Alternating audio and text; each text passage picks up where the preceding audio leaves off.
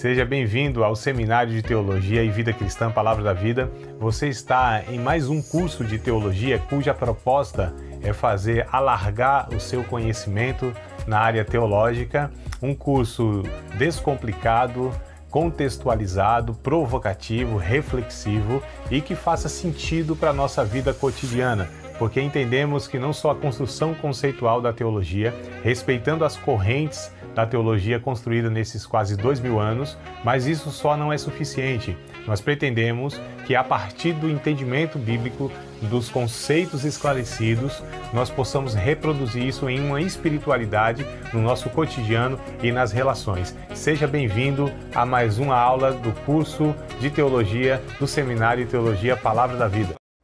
E vamos dar início então à nossa terceira aula, né? Sobre o estudo dos últimos acontecimentos da história humana, que é chamado de escatologia, né? O escatom, logia, então o estudo das últimas coisas, dos últimos acontecimentos. Na aula passada nós paramos no capítulo 6 de Apocalipse, então bora abrir a Bíblia aí, não sei se está com a Bíblia aberta, a gente vai fazer, ótimo, então bora lá. A gente vai fazer então aquela leitura, né? Quase que versículo a versículo, e à medida que a gente for lendo, recorrendo os outros textos, que são textos referência, paralelo, e aí a gente vai tentando aqui montar esse quebra-cabeça aí da escatologia. Então bora lá, paramos no capítulo 6, no verso de número 11, na aula passada. Então é a partir daqui que a gente vai iniciar aí a nossa terceira aula, né? Me parece aí que a gente vai ter em torno de 8, 10 aulas aqui, para a gente ver se consegue chegar lá no último capítulo mesmo, né, do Apocalipse. Então vamos lá. Lembrando que a gente está lendo o capítulo 6 junto com o capítulo 24 de Mateus. Então, né, deixa aí engatilhado, o dedo marcando, o marcador aí, marca já, isso, para a gente, em Mateus 24. Isso, então bora lá, bora comigo, e à medida que eu for aqui narrando, vou quase narrando aqui, né, a história. Isso, vamos lá, Paulão. Então, capítulo 6 de Apocalipse, versículo de número 12, diz assim na minha versão. Nós falamos até o 5º selo, só retomando um pouco, né, para dar uma recapitulada e rememorar. Os selos são, na verdade, a revelação, né, do que há de acontecer. Então, aqui, na visão de João, não é o feito, não é o fato, não é propriamente dito a execução dos juízos, ou não está acontecendo ainda na história, né? Aqui está sendo mostrado para ele, revelado para ele. Então, esses são os selos. Os selos diz respeito, então, à revelação, né? A revelação do que vai acontecer. Então nós lemos até o 5º selo, e aí nós vamos partir agora para o 6º selo. Diz assim: havendo aberto o 6º selo, olhei, e eis que houve um grande tremor de terra, e o sol tornou-se negro como saco de cilício, e a lua tornou-se como sangue. E aí a gente vai lá então em Mateus capítulo de número 24, versículo de número 29. Então, Mateus 24 e 29. Na minha versão aqui, na versão que eu tenho, né, de Bíblia, diz assim, Mateus 24 e 29. E logo depois da aflição daqueles dias, o sol escurecerá, a lua não dará sua luz, e as estrelas cairão do céu, e as potências do céu serão abaladas. O que Jesus profetizou no capítulo 24 de Mateus, então, mostra aqui no 6º selo, né, que de fato é isso que vai acontecer. É claro que a gente precisa ter um pouco de cuidado para interpretar isso de forma literal, né? Agora também é verdade que haverá nesses últimos tempos, então nesses últimos dias, haverá um abalo não só sísmico, né, que diz aqui houve um tremor de terra, então de fato haverá terremoto. Aí fala assim, mas André, terremoto a gente já está observando do século passado para cá, inclusive, a frequência é muito grande, né? Houve terremotos na antiguidade? Houve. Lá no Antigo Testamento, né? A Bíblia relata lá 1 ou 2 terremotos que teve e tal, isso está registrado no Antigo Testamento, e é claro que houve depois. Mas no século passado, século XX, para cá, os terremotos em escala mundial têm se intensificado, né? Em alguns países mais e tal. Há essa explicação, as placas tectônicas, né? O descolamento, aquela coisa toda, né? Há essa explicação. Mas a Bíblia diz de um terremoto específico. Um terremoto específico. Depois a gente vai ver mais para frente. Como aqui é só o anúncio, né? A revelação, melhor dizendo, então aqui a informação ela é genérica, né? É só falado de uma maneira, mas a gente vai ver depois esse acontecimento detalhado, né? Mais para frente aqui, como a gente disse, o Apocalipse é um desenrolar da história, né? Paulatinamente. Então assim, as coisas vão acontecendo, né? Vão se desnudando, descortinando, e numa perspectiva, aquilo parece que acabou, o mundo se acabou ali, aí depois vem de novo a narrativa, quase que do começo até o fim. Aí a gente tem aquela impressão, mas está repetindo a história? Em certo sentido está repetindo, porém com outros olhares, com outro olhar, melhor dizendo, e trazendo outros elementos e outros detalhes. E aí sempre vai tendo um acréscimo, né? Então a gente vai ver os selos, depois as trombetas, depois o cálice, né? Sendo aí a consumação de uma maneira já mais completa. Então a gente vai juntando. Então a gente ainda está aqui numa narrativa dizendo, haverá um abalo sísmico, haverá também uma espécie de desajuste ou desordem no espaço sideral, né? Então a gente vira e mexe e a gente tem as notícias, né? Tal estrela, ela aconteceu isso, houve tal cometa, né? Destroços de um asteroide e tal, isso não chegou à Terra por conta disso, disso e aquilo, mas aqui a gente percebe que haverá de fato algo mais específico, mais intenso e algo direcionado, porque na verdade aqui não é um desajuste cósmico do acaso, aqui de fato é uma ação de Deus, né, com um propósito definido para inclusive alertar a humanidade que aquilo que ele falou, de fato, está prestes a acontecer. É o que nós lemos lá no capítulo 1 de Apocalipse, olha, Jesus dizendo, olha, escreve as coisas que brevemente vão acontecer. Então aqui já está o alerta, é como se Deus estivesse confirmando e avisando e alertando mesmo. Olha, de fato, eu sou o Criador, né? Eu disse que ia acontecer isso. É como se Deus ainda estivesse chamando, né, convidando as pessoas a se arrependerem dos seus pecados. A gente vai ver também isso claramente. Eu estou só adiantando e também comentando de uma forma mais geral, mas a gente vai ver exatamente essas palavras, né? Deus convocando, e os homens, apesar de todas essas evidências, né, visível mesmo, assim, coisa que a ciência muitas vezes deixa de acreditar, e até mesmo essas evidências elas serão irrefutáveis, serão fatos inequívocos, né? Claros, cósmico, a olho nu, para todo mundo, para crédulo, para incrédulo, né? Para ateu, para crentes e tudo mais. Então a gente percebe aqui que isso já está sendo, né, anunciado. Então haverá um terremoto específico nessa época. A gente está falando então aqui do início da grande tribulação. E diz então que há um abalo sísmico, um terremoto de escala mundial.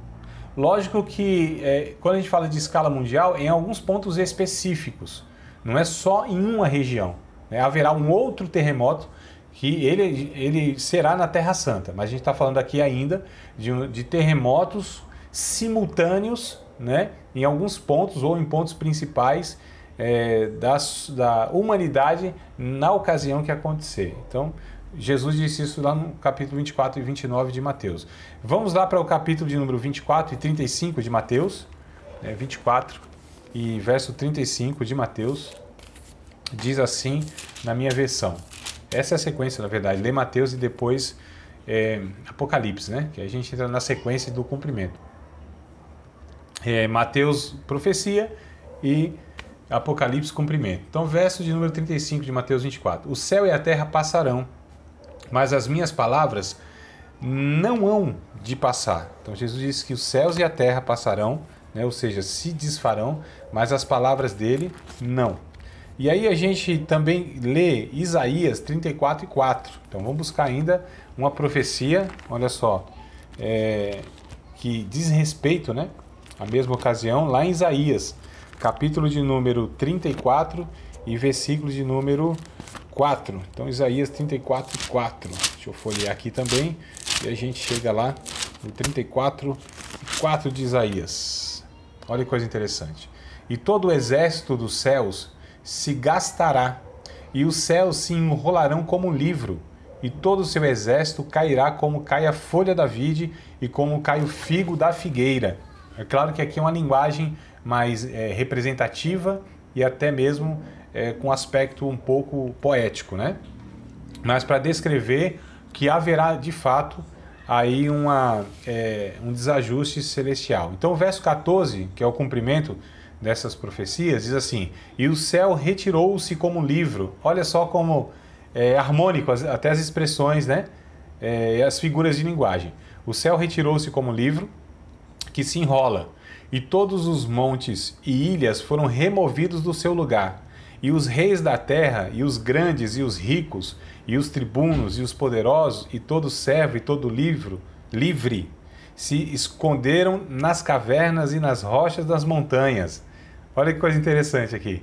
Então, isso é tão evidente de escala mundial que as pessoas elas ficarão apavoradas. Isso não quer dizer que elas reconhecerão e se arrependerão. Só quer dizer que elas ficarão assustadas, apavoradas, aterrorizadas, né?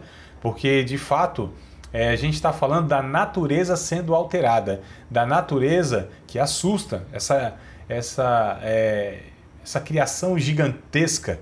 Não? O que é o homem e aquilo que o homem pode construir, né, diante, por exemplo, de um maremoto, de um tsunami? Não há construção, não há tecnologia, não há dinheiro, não há potência bélica, né? Não há exército.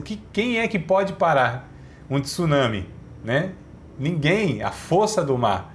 Olha só, um terremoto no mar já assim causa estrago, e infelizmente nós temos presenciado até mesmo de talvez, acho que um dos mais assim significativos, simbólicos e mais assustadores foi aquele da Indonésia lá. Lembra, Paulo? Não sei se você recorda, né? Aquele tsunami da Indonésia lá. O que eu me recordo agora foi talvez esse primeiro, né?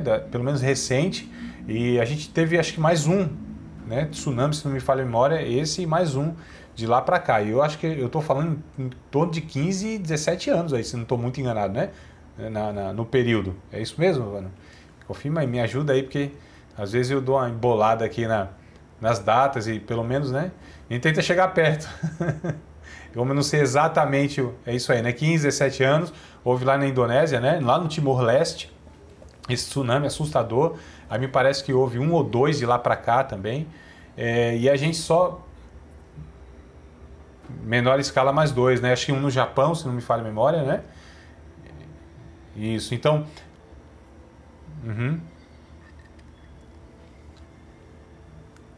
A questão é que, de fato, quando a gente percebe essa natureza, ela é chamada de exército de Deus, né? Deus tem alguns exércitos, né?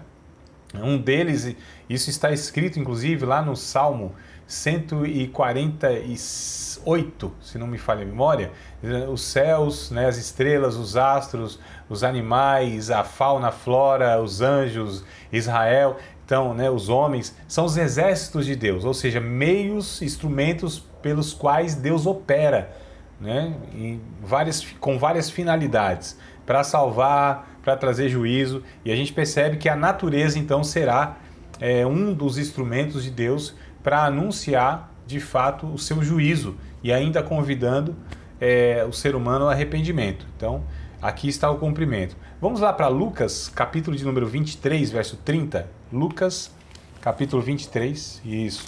A gente estava sempre em Mateus, mas vamos buscar lá ou pescar um texto lá em Lucas, no capítulo de número 23 e verso 30.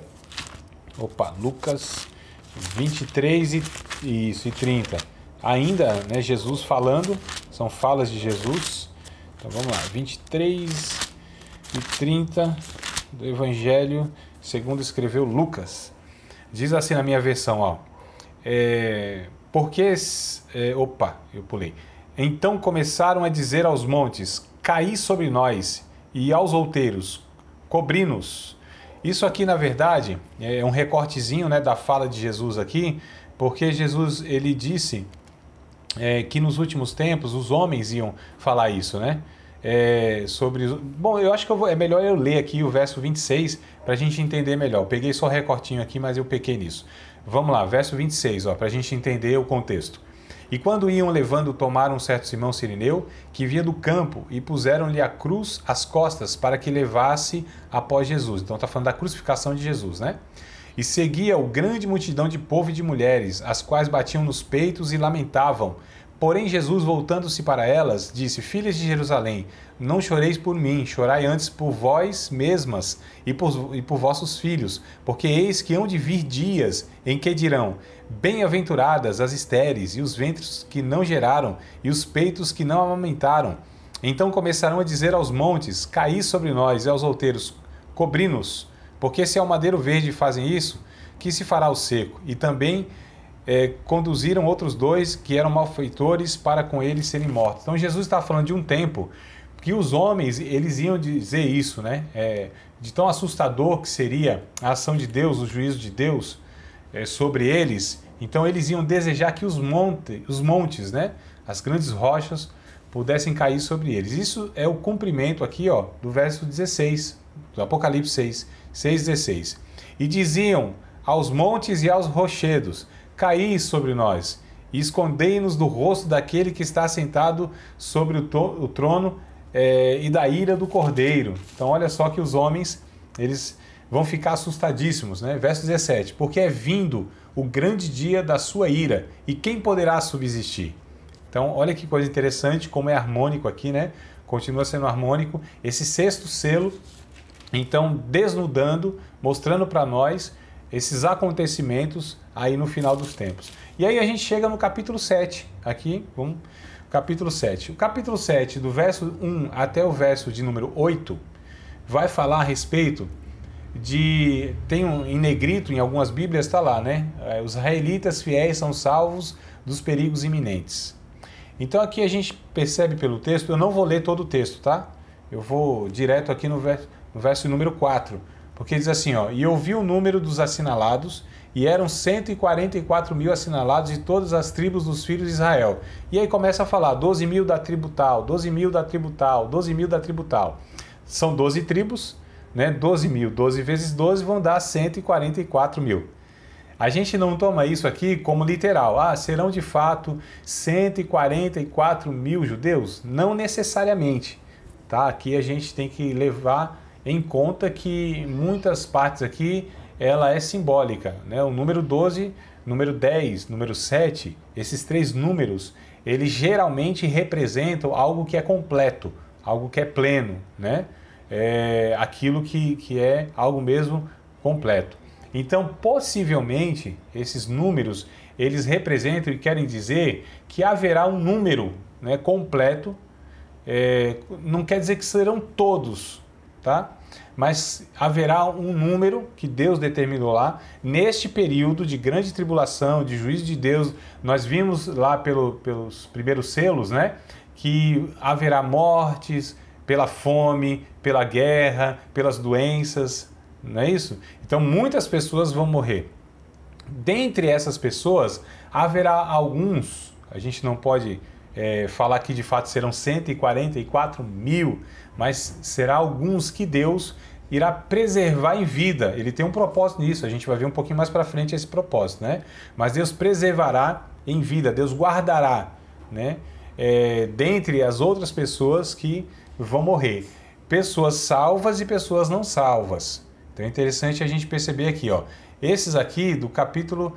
o capítulo 7, do verso 1 ao verso 8, esse grupo de pessoas que será preservado por Deus são cristãos judeus.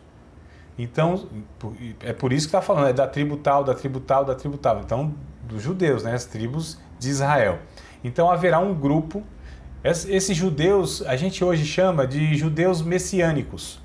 Quem são judeus messiânicos hoje? São aqueles que acreditam em Jesus, que aceitaram a mensagem do Evangelho. Ou seja, são cristãos, são irmãos, só que eles são judeus, né? Então é interessante a gente perceber que Deus não deixou de lado esse povo, que esse povo continua sendo alvo da misericórdia de Deus. Lógico, todo mundo, todos os povos, nações e etnias. Tanto é que a gente viu lá no capítulo de número 5 do Apocalipse que Jesus é louvado pelas criaturas celestiais pelo fato de ter salvo pessoas de todo povo, tribo, língua e nação, né? Só que esse povo, ele tem desde o começo, desde Abraão lá, não é um tratamento especial de Deus, mas há promessas, né, para este povo de salvação. Pelo fato de ser judeu será salvo? Não. Eles terão também que reconhecer Jesus como todos os outros povos. Então os judeus, eles serão salvos com os mesmos critérios do que qualquer outro povo e nação e etnia. Eles não têm nada de especial no sentido para a salvação, né? Eles só têm... Deus deu privilégio para esse povo. Por exemplo, lá em Romanos, capítulo de número 2, Paulo vai dizer que os judeus receberam os dons, a eles foram confiados os oráculos de Deus, ou seja, as escrituras, né, os profetas, aqueles que deixaram escrito todo o Antigo Testamento, eles receberam toda aquela pedagogia do Antigo Testamento. Então eles foram privilegiados pelo fato de que Deus se revelou primeiro a eles. E a partir deles é que Deus aí foi alcançando todos os outros povos, nesse sentido. Mas eles não serão salvos pelo fato de serem judeus. A salvação para toda a humanidade sem exceção, judeus e não judeus, é o mesmo critério, é Jesus, é Cristo. É preciso aceitar a mensagem do Evangelho. Não há salvação por outra via a não ser por Cristo. Isso é fato e ponto, não é? Só para a gente colocar aqui, porque muitas vezes, Paulo, por que eu estou enfatizando e destacando isso?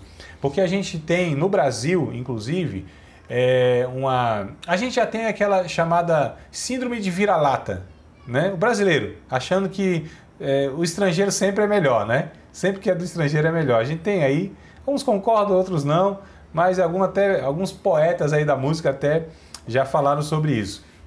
Então, assim, a gente muitas vezes tem essa questão, e o povo é místico, né? Nós somos místicos por natureza, então me parece que tudo tem, assim, os símbolos, isso tudo nos atrai. É por isso que no Brasil há tantas heresias e é tão fácil você abrir uma igreja quando há esses elementos simbólicos. É por isso que o milagre, o extraordinário, isso atrai tantas pessoas, embora muitas vezes sejam falsos, né? Mas atrai tantas pessoas porque o brasileiro, ele tem isso na sua matriz, na sua raiz religiosa, né? Seja lá dos índios, seja lá das religiões afro, ou seja do próprio catolicismo, né? Então são essas três raízes que nós temos aqui no nosso Brasil, né? Então a gente sai geralmente ou do catolicismo ou das religiões afro, né? Umbanda, quimbanda, espiritismo e tal, ou dos animistas, né? Que são os índios, os ameríndios. Então nós temos essas três raízes aqui, essas três matrizes religiosas. Então sai de aí todos esses, quando aceitam Jesus, vêm carregando no seu imaginário e nas suas crenças, né, alguns elementos. Então, alguns acham, por exemplo, alguns cristãos ainda hoje são supersticiosos, né? Não pode ver um gato preto, não pode passar debaixo de uma escada, não usa uma arruda na orelhinha, mas tem lá as suas superstições, né? Então, é umas coisas assim bem esquisitas. Então, a gente percebe, né?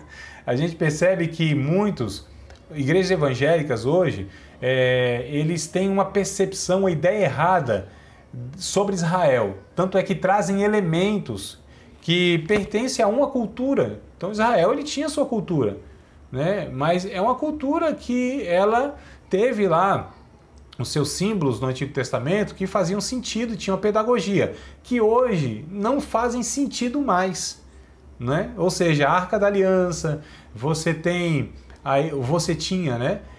Todo aquele paramento dos sacerdotes, o quipá, né, o talit. E você vê hoje pastores evangélicos, por exemplo, deixando a barbona como um sacerdote, né, como um judeu tal. Você vê ele usando aquele quiparzinho, que é aquele... parece que é do Papa lá, o Papa também tem um negocinho, mas é mais do judeu, que tem um significado, né? É o kippar que chama. Tem o talit, que não é exatamente o que eles usam ali, mas né, você pega aí um Edir Macedo da vida, você olha lá o Edir Macedo hoje, ele é quase que um judeu, né? Paramentado. E aí você vê muitas igrejas evangélicas também, e você vê lá os pastores com kippazinho e com talit. Isso tinha simbolismo e significado lá no Antigo Testamento e na cultura judaica? Sim. Mas quando a gente traz esses elementos com significados do Antigo Testamento, aí a gente está se equivocando, porque essas coisas não fazem mais sentido. Fazia sentido para aquele povo, naquela cultura e naquele tempo. Tinha sentido lá, né? Jesus, ele de fato, ele cumpre todo o rigor da lei judaica. Ele é um judeu. Paulo diz em Gálatas, capítulo número 4, verso 4, se não me falha a memória, Jesus nasce sob a lei, né?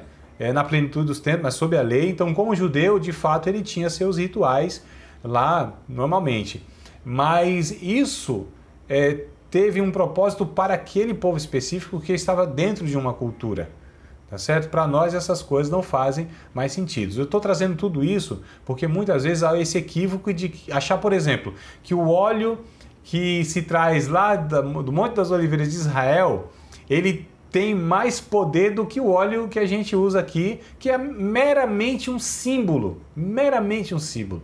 O que cura, na verdade, é a ação graciosa do Espírito Santo na vida do doente, né? Que o óleo é só um estímulo e um ponto de contato entre a fé do doente e a ação de Deus, né? Então, basicamente é isso. E a gente vê, por exemplo, no Novo Testamento só há autorização e incentivo para usar o óleo quando é no caso do enfermo, pessoa enferma. Tiago capítulo 5. Lá no Antigo Testamento, não. Você ungia os móveis, você ungia as roupas, você ungia tudo, né? Porque havia uma pedagogia lá. Hoje já não. Então a gente tem que entender essa transição do Antigo Testamento para o Novo Testamento. Então não faz sentido para nós. Nós não somos judeus. Não somos antissemita também. A gente não tem nada contra os judeus. Pelo contrário, nós somos gratos. O nosso Senhor Jesus, ele veio, né? Ele era um judeu. Mas só para entender que os judeus hoje não têm, eles não serão salvos de outra maneira a não ser da mesma forma que todos os outros povos são. Ou seja, através da graça de Deus por meio do Evangelho, né? Então, só para a gente entender aqui. Então, esses 144 mil não pode ser tomado literalmente. Eu falei, André, mas e se for literal? Tudo bem, também não faz diferença. Mas me parece aqui que não é o caso literalmente, tá? Porque os testemunhos de Jeová, eles se apoiam nessa cifra aqui para falar que só esse número fechado de 144 mil é que entrarão no céu, né? Na presença de Deus. E os demais serão salvos, mas ficarão aqui na terra. E a gente não tem base para isso, né? E eles bateram nessa tecla. Eu não vou aqui me estender muito, esticar muito chiclete, como fala, né? Teologicamente, né? Não vamos esticar muito chiclete aqui. Mas isso se deu por conta de uma falha de uma profecia lá do pastor Charles Taze Russell, que é o fundador do Testemunho de Jeová, lá em 1914, se não me falha a memória. Quando ele viu que não ia se cumprir lá, que ele deu a data, ele firmou a data que Jesus ia vir, não aconteceu, e aí para não cair em descrédito, então ele disse, não, foram 144 mil, e de uma forma invisível, e foram levados para o céu, mas está garantida a nossa salvação, nós vamos ficar aqui na terra, tá bom demais. Um negócio, mas lógico que eu estou aqui trazendo algo não literal, né? Mas essa é a ideia aí, tá certo? Do Testemunho de Jeová. E a gente vai ver depois no capítulo 14 que aparece também um outro grupo de 144 mil. Mas vamos chegar lá daqui a pouco, se Deus quiser. Tá certo? Então aqui, do capítulo 7, verso 1 a 8, fala-se a respeito dos cristãos judeus que reconhecerão a mensagem do Evangelho nesse período de grande tribulação e Deus os preservará, tá certo? Talvez, possivelmente, com o propósito de um testemunho lá na ocasião. Do verso número 9 até o verso de número 17, aqui tem um segundo grupo, também de mártires. Desculpa, também não, porque o outro é preservado. Mas aqui há um grupo de mártires, ou seja, pessoas que morreram, né? Testemunhando a sua fé, porque a gente viu também um pouquinho mais para trás, e nós vamos ver também mais para frente, porque, como eu disse, isso é cíclico, né?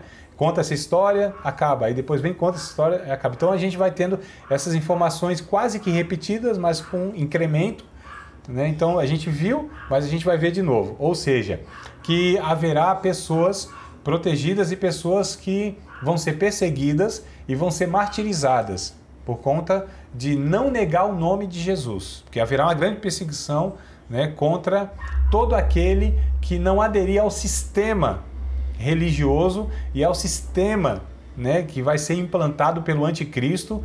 Em dado momento ele vai reivindicar a adoração a ele mesmo. Ele vai falar, vocês todos têm que me adorarem, né? Então a gente vai ter uma dupla satânica aqui, que é o anticristo e o falso profeta. Um líder religioso e um líder político, e esse líder religioso levando as pessoas a adorarem esse líder político, tá? Que é esse homem segundo a eficácia de Satanás, que a Bíblia chama de anticristo, que reivindicará a adoração para si, né? Então a gente já teve na história alguns loucos, como os Césares, né? Os Césares da história, eles se consideravam Deus mesmo. Então Augusto César, eles eram chamados de Augusto porque Augusto é santo, né? Os imperadores e tal. Então eles reivindicaram, já foram tão loucos que acharam que eram deuses, né? Hitler, algo que chegou aí também bem semelhante, né? A serem adorados. Eu não estou dizendo que o Papa é anticristo, nem que ele será um anticristo, tá? Os papas. Mas, por exemplo, o Papa hoje aceita pessoas que se ajoelhem diante dele, beijem a sua mão numa reverência, quase que numa adoração. Muito complicado isso aí, mas também não estou dizendo que o Papa é o anticristo, só estou dizendo que essa postura, né, de receber de outro homem, outro igual, por exemplo, essa reverência, nessa postura de se ajoelhar diante dele, é muito complicado esse negócio. Lembrando que Paulo rejeitou isso, né? Quando foram adorar Paulo e Silas lá, e falando, esses homens são enviados deuses e tal, são deuses. Ele disse, não faça esse negócio não, porque eu sou homem como vocês. Então Paulo não aceitou não. Aliás, a gente vai ver aqui em Apocalipse, me parece que é no capítulo 19, se não me falha a memória, vamos chegar lá, que João, quando ele viu esse ser celestial, um anjo, algo assim glorioso, fantástico, ele foi se ajoelhar para adorar o anjo. Olha só, um anjo, hein?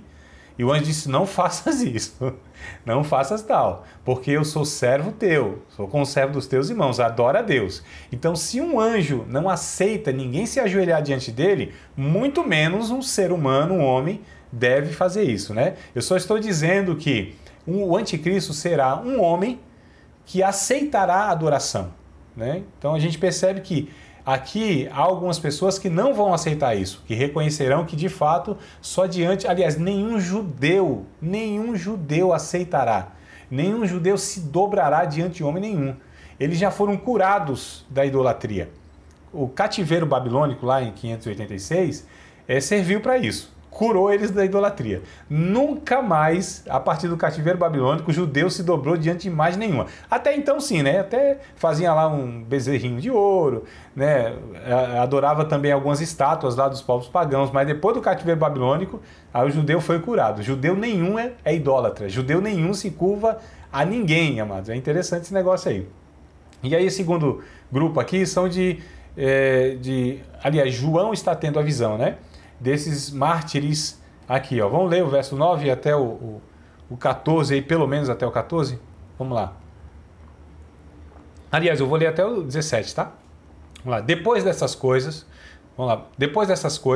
olhei, e eis que uma multidão, a qual ninguém podia contar, de todas as nações e tribos e povos e línguas, que estavam diante do trono e perante o Cordeiro, trajando vestes brancas e com palmas nas suas mãos.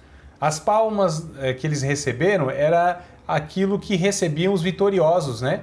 Lá na antiguidade, Roma, os corredores das Olimpíadas e tal, os atletas, eles recebiam as palmas, né? Hoje recebe medalha e tal, troféu, essa coisa toda. Eles recebiam palmas, raminhos, né? Eram uns ramos assim e tal. Isso era um símbolo de que eles eram vencedores. Então aqui eles recebem palmas, estavam trajando veste branca e receberam palmas nas suas mãos, ou seja, que eles tinham vencido então, né, esse período de grande tribulação. E ele tem essa visão no céu. Então foram pessoas que morreram, foram mártires nesse período e estavam com Deus no céu, recebendo então aí a recompensa como vitoriosos. E ele diz que é uma multidão que não se pode contar. Olha que coisa interessante. Enquanto aqui era um grupo que até poderia ser definido como um grupo específico, fechado, né, no 144 mil, mas aqui não. Aqui já é uma multidão de todo povo, tribo, língua e nação. Então, ó, o primeiro são judeus, primeiro grupo, né, e o segundo aqui são mártires de todos os povos. Verso 10. E clamavam com grande voz, dizendo: salvação ao nosso Deus, que está assentado no trono, e ao Cordeiro, e todos os anjos estavam ao redor do trono, e dos anciãos e dos 4 animais prostravam-se diante do trono, sobre seu rosto e adoravam a Deus, dizendo: amém. Quer dizer, assim seja, né? Louvor e glória, sabedoria e ações de graças, e honra e poder e força ao nosso Deus, para todo sempre. Amém. E um dos anciãos me falou dizendo: esses, olha só a explicação aqui, esses que estão vindo de vestes brancas, que são, quem são e de onde vieram? Então, um ancião pergunta para o João, né? Isso é uma pergunta de retórica. E eu disse: Senhor, tu sabes. Quer dizer, João não sabia, não. E ele disse-me: estes são os que vieram de grande tribulação, lavaram as suas vestes e as branquearam no sangue do Cordeiro. Por isso, estão diante do trono de Deus e o servem de dia e de noite no seu templo. E aquele que está sentado sobre o trono os cobrirá com a sua sombra. Nunca mais terão fome, nunca mais terão sede, nem sol nem calma alguma cairá sobre eles. Olha que coisa interessante. Então eles passaram fome, sede, foram martirizados, mortos mesmo, torturados, perseguidos, né?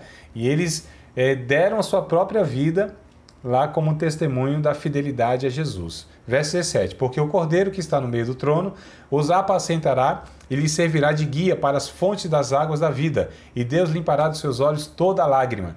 Então João tem aqui o desfecho, uma cena, aliás, que traz o desfecho desse período da grande tribulação, onde um grupo lá, ele aparece lá nessa visão, né, que foi um grupo de cristãos, gentios, que foram mártires nesse período, e eles receberam a recompensa, foram fiéis diante de toda aquela perseguição. Isso aconteceu com milhares, né, centenas e milhares de irmãos nos 3 primeiros séculos da igreja cristã. Aquela perseguição feroz pelo Império Romano, onde matava-se os nossos irmãos assim, como se matava qualquer animal, né?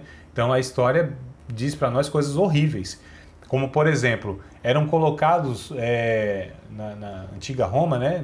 Tinha as estradas, mas você não tinha iluminação. Tinha pavimentação, mas não tinha iluminação. Então, para iluminar essas estradas, colocavam os cristãos pendurados, né, em estacas, e eles pegando fogo para iluminar. Então, matava-se assim aos milhares, né? Houve um tempo lá que não tinha madeira mais para crucificar tanto crente, que eles matavam também crucificado, de muitas maneiras lá. Então, coisas assim horríveis. As arenas lá, né, o famoso anfiteatro Flaviano, o Coliseu, né, onde eles faziam espetáculo, aquilo lá para eles era entretenimento. Então, assim, o que as pessoas hoje olham lá da Atena, tinha lá o Marcelo Rezende, que faleceu, né, esses programas sensacionalistas que parece que, se olhar direitinho, a televisão pinga sangue, né? Tanta morte, tanta desgraça. Então isso é entretenimento para muitas pessoas, né? Olhem, assistem aquilo lá.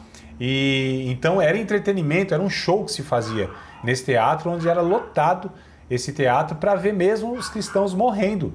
Então morriam de muitas maneiras. Soltavam lá leões famintos, né? De muitas maneiras aí eles soltavam. Eles eram colocados para brigar, lutar contra gladiadores. Era uma briga assim, desumana, desigual e covarde, né? Então eles eram mortos assim aos montes, mas aos montes, aos montes, aos montes. É o que acontecia então nos 3 primeiros séculos. Aqui a gente percebe que também haverá essa intensificação dos mártires. Ainda hoje continua acontecendo, como em toda a história desses 2000 anos, sempre aconteceu. Sempre teve nossos irmãos que foram perseguidos, mortos. A gente mora no Brasil, vive no Brasil, a gente parece que não tem essa noção. Fala, não, isso aqui é do passado.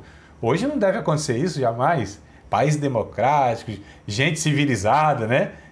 Mas se a gente for ver em países muçulmanos, por exemplo, se a gente for na Coreia do Norte, não é do Sul não, mas a do Norte, em tantos lugares os cristãos ainda continuam sendo mortos, só pelo fato de falar assim, não, eu creio em Jesus. Não, nega Jesus, você morre. Não nego. Aí mata. É simples assim. Exato. Sim. Exato. É a mesma coisa. Exato. Aqui a gente parece que não consegue conceber essa ideia de que hoje, século XXI, 2020, não é possível que ainda matam cristãos como se matava antigamente. Mas sim, acontece. É que a gente é tão alienado, né? A igreja brasileira, ela é omissa na questão de missões, ela não se inteira, não participa. Eu estou falando, lógico, tem aí alguns irmãos e existe um certo esforço, mas isso é muito pequeno dentro da dimensão que nós temos das igrejas, o número de igrejas. Nós estamos aí 45, 50 milhões de evangélicos. Então, se você for falar dessa realidade, ele está totalmente alienado, não sabe nem do que a gente está falando, né? Então é algo assustador e a gente percebe que isso aqui se repetirá no final dos tempos, uma perseguição ferrenha, mártires mesmo. E aí a gente entra no capítulo de número 8, né, que é a abertura do 7º selo. Olha que coisa interessante.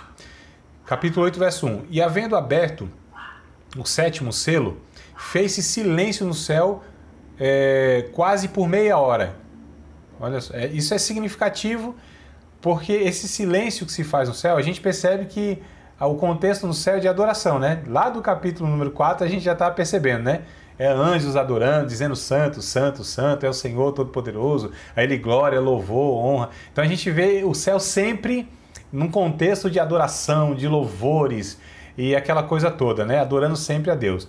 Aqui mostra que por um momento isso aqui cessa. Então diz aqui por meia hora, mas é lógico que no céu não tem essa questão, só para a gente ter um entendimento aqui que em algum momento isso para. Olha só, porque há um suspense aqui. Porque o que vai agora acontecer, isso aqui é o 7º selo, né? E aí a gente já está na abertura do último selo, ou seja, do último relato do final dos tempos, para entrar nas trombetas. As trombetas já são a execução do juízo de Deus na terra, que o negócio é efetivo. Como diz, agora é para valer, né? Agora o juiz apitou e é a vera, né? Como dizia no meu tempo. Isso aqui é a vera. Vai valer agora. E aí olha que coisa interessante. Se faz esse suspense, verso 2.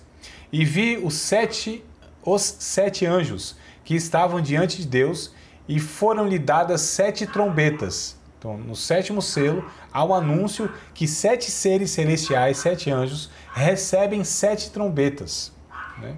E veio outro anjo, ou seja, um 8º, e pôs-se junto ao altar, tendo um incensário de ouro, e foi-lhe dado muito incenso, para o pôr com as orações de todos os santos sobre o altar de ouro que está diante do trono. É interessante, esses elementos aqui, trombeta, incensário, né, orações, isso remete a toda aquela liturgia que se tinha no Antigo Testamento, né? Na cultura judaica, na liturgia, né, do Antigo Testamento, que o incenso representava as orações, né? Aqui é uma espécie de anjo sacerdote, que ele faz aqui, ele pega as orações e as intercessões dos santos, e é interessante isso aqui, que João está nos mostrando, ou foi mostrado para João, que as nossas orações aqui, de fato, elas têm um efeito, elas chegam a Deus. Deus as ouve, Deus está atento, né, às nossas orações. É interessante. E esse anjo, ele recolhe essas orações. Olha que coisa interessante, né? E ele é interessante que mistura aqui, né, esse incenso que representa as intercessões, as orações dos santos, isso está diante do trono de Deus. Isso mostra que de fato Deus está atento a tudo que está acontecendo aqui, as aflições, as nossas orações, né, nas angústias, nas tristezas. Deus está atento, Deus não está alheio a isso. E Deus vai tomar uma providência, inclusive, né? Isso é muito interessante. Para mim, eu acho isso muito confortador. Nós temos um Deus, nós temos o Criador do universo que está atento ao que sai da nossa voz. Olha, Paulo, tem um negócio muito interessante, amado. Eu não vou me lembrar exatamente agora, mas é um salmo que vai dizer que Deus, ele conhece o timbre, não está exatamente a palavra timbre lá, né? Mas a ideia é essa. Ele conhece, dentre milhões de vozes, ele conhece a tua voz, Paulo, a minha voz, André. Olha que coisa interessante. Deus sabe milhões e milhões de pessoas orando a Deus ao mesmo tempo. Deus, ele não se confunde. Falou, André está orando, e ele está orando isso, isso e isso. O Paulo está orando e está orando isso, isso e isso. Ao mesmo tempo, imagina milhões de pessoas falando com Deus. E Deus sabe que, opa, essa aqui é a voz do Paulo, meu filho. E não é o Paulo lá da Bahia, não. É o Paulo aqui de São Paulo. Rapaz, é o Paulo lá da Zona Leste. É o Paulo, ele sabe o teu nome, teu endereço, a tua história, sabe tudo. Então é bem interessante a gente entender que nós temos um Deus pessoal, né? Um Deus se relaciona pessoalmente e não no coletivo. Nós temos esse Deus, esse Pai que se relaciona conosco. Isso aqui é fantástico, meu irmão. Isso aqui para mim é... Rapaz, e ainda para mim que não tive pai, né? Então eu tenho esse pai. Eu tenho esse pai que é assim, para mim é fantástico saber isso. Para mim especificamente André. E homem ainda, né? Essa figura paterna para nós assim... Exato, é. E aí, você mexe com música, alguma coisa assim, não? Você também manja aí... Você manja só música mais ou menos, não? Não?